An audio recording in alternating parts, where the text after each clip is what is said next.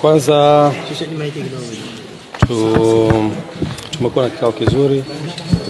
Tulialikwa na Mheshimiwa Waziri Profesa Palamagamba Kabudi, na mkutano huu ulikuwa unataka kujua nini ambacho Club ya Young Africans inakiendea kwenye discussion ya mchezo wa 184 dhidi ya Simba uliopangwa kucheza tarehe 8 mwezi wa 3 2025.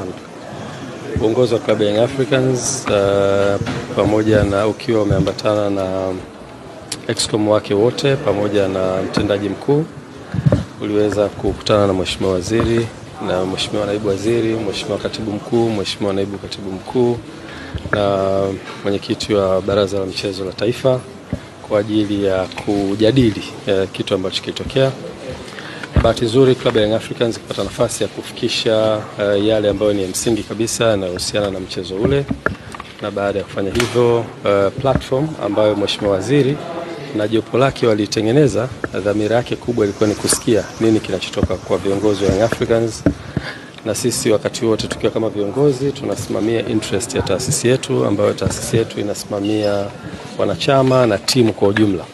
Kwa hiyo tulikwenda kufikisha ujumbe wetu na uhusiana na position yetu kama taasisi, lakini pia Mheshimiwa Waziri na timu yake wakatusikiliza kwa kirefu, wakapata nafasi ya kuuliza maswali, kutaka kujua, na tuliweza kufikisha ujumbe wetu vizuri.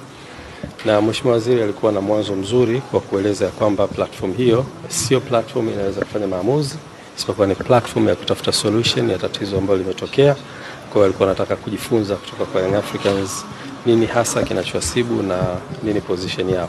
Kwa hiyo tumeweza kufikisha yote ambayo tunastahili kuyafikisha kama viongozi, ambayo yanabeba ujumbe wa kamati ya utendaji, lakini ujumbe wa wanachama wetu na wapenzi na mashabiki waliokuwa nchi nzima.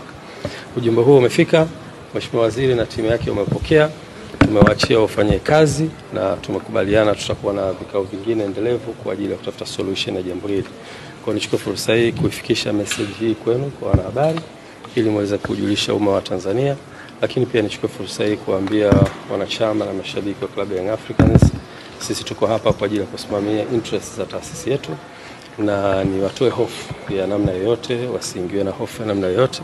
Viongozi wao ni viongozi imara na wako hapa kwa ajili ya kusimamia interest za taasisi.